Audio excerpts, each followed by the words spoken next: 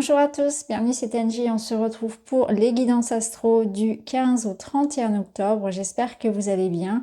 On va aller voir sur cette période quelles sont les énergies pour vous, les messages à vous transmettre, ça va venir compléter la guidance générale et sentimentale qui sont déjà partagées. Je vous invite à écouter votre signe solaire, l'ascendant, le lunaire si vous souhaitez compléter et confirmer les informations.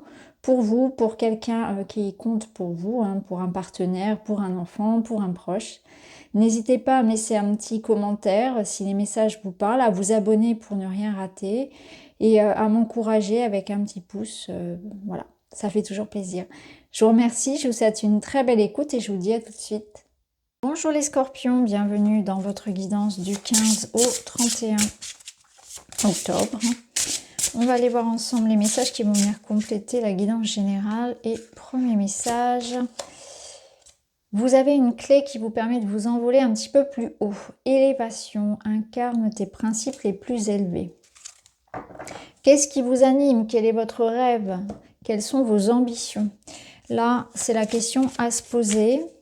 Comment je peux accéder à l'étape supérieure? Quels moyens je possède et j'ai à ma disposition pour pouvoir avancer?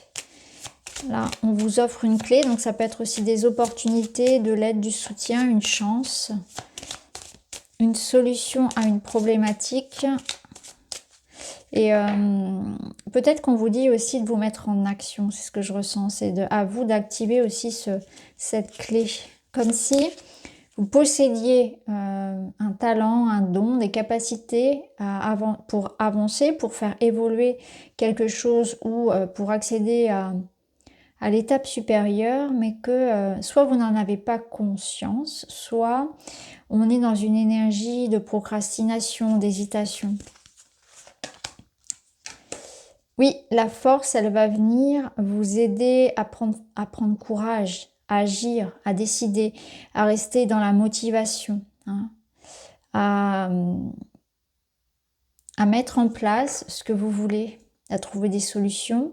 Elle va vous aider aussi à gérer surtout vos démons intérieurs. Donc les démons intérieurs, ça va être vos peurs, vos croyances limitantes, votre ego, vos excès personnels, les ombres, tout ce qui en vous aussi vous freine. Elle va vous aider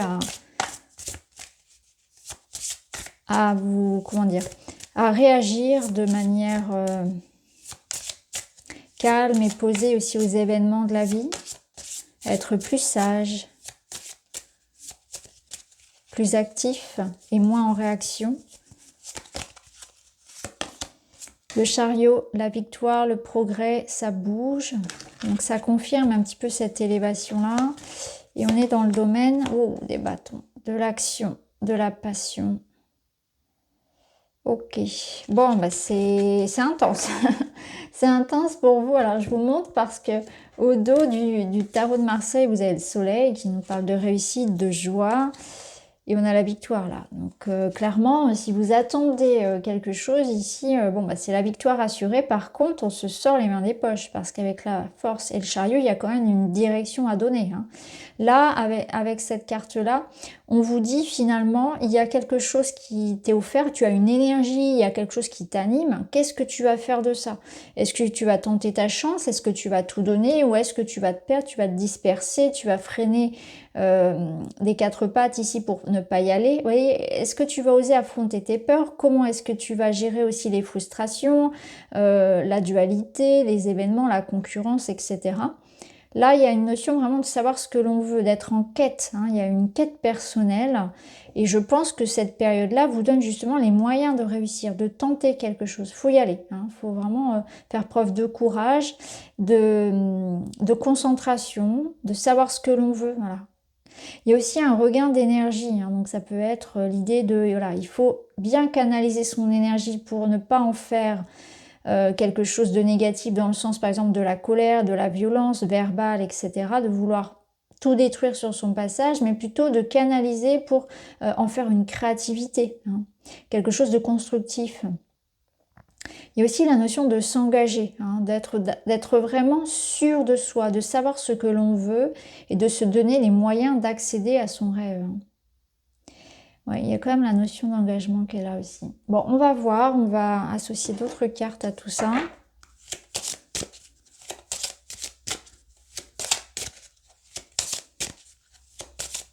Je pense qu'on vous dit aussi, attention, n'allez pas trop vite. Parce que là, il y a quand même de la vitesse, il y a quand même, oui, il y a du feu, il y a de la force ici. Donc attention à pas aller trop vite, à pas brûler les étapes non plus. Oui, on y va pas à pas. On n'y va pas en force. Hein. On y va avec une stratégie, avec sagesse, avec tact. Là, on a le Coven, donc ça nous parle de... Ouais, ok. Bon, il y a quelque chose ici qui se passe au niveau social, au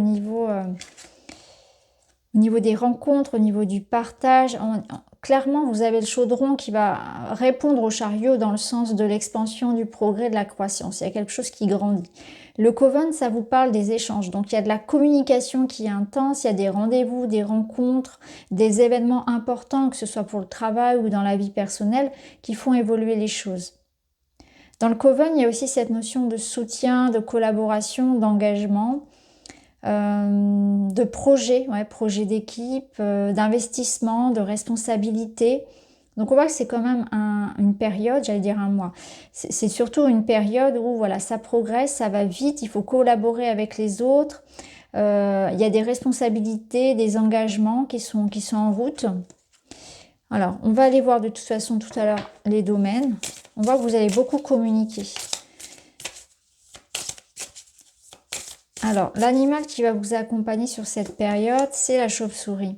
Renaissance, initiation. La chauve-souris t'invite à faire le tri et à te détacher de ce qui ne te sert plus aujourd'hui. En travaillant avec elle, tu pourras changer les mauvaises habitudes et lâcher prise sur des situations qui te bloquent.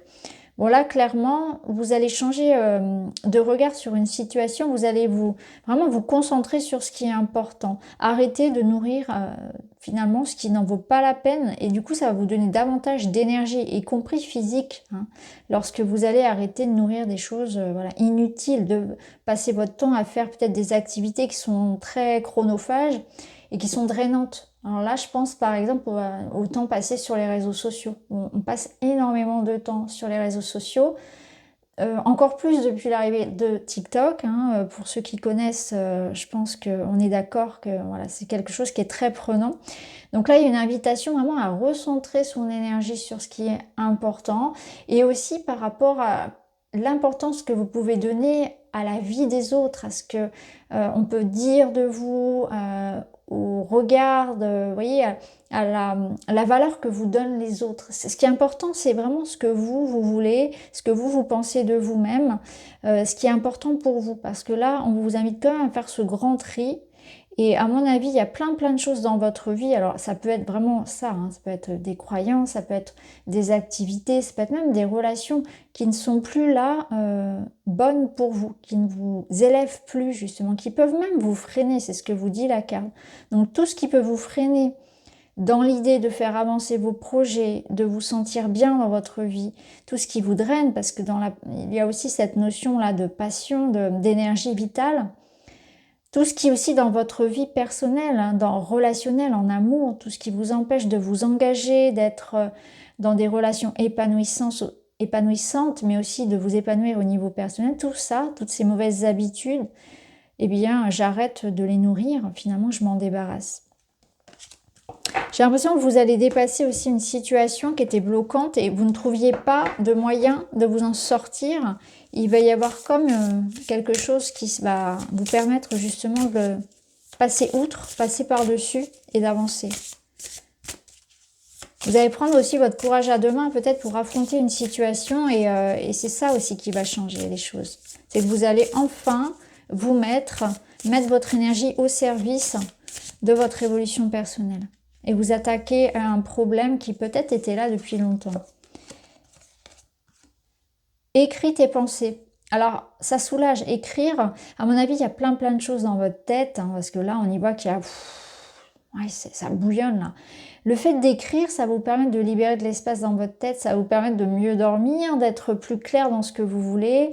Ça peut vous permettre aussi de prioriser, hein. On peut écrire pour prioriser ce qui est important là tout de suite, ce qu'on peut remettre au lendemain, etc., ce qu'on peut déléguer. Donc écrire vos pensées, ça peut être utile aussi parce que ça vous servira plus tard, vous pourrez revenir. Ça me dit quand même que vous avez beaucoup de créativité, hein, vous avez plein de bonnes idées, etc. Mais peut-être qu'il y a trop en même temps et que là, pour l'instant, il faut déjà s'en tenir à quelque chose, hein. Alors, on va aller voir dans les domaines. Donc, dans le domaine matériel, financier, professionnel. Bon, je crois qu'elle a vraiment voulu venir vers vous, elle a sauté.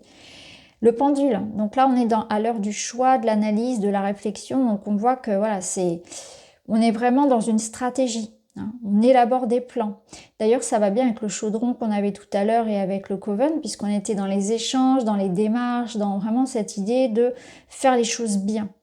Donc des entretiens, des rendez-vous, on fait le point, on fait le bilan, mais aussi un choix à faire, hein, une direction à prendre, comme vous dit le chariot finalement. Il y a une direction à prendre ici.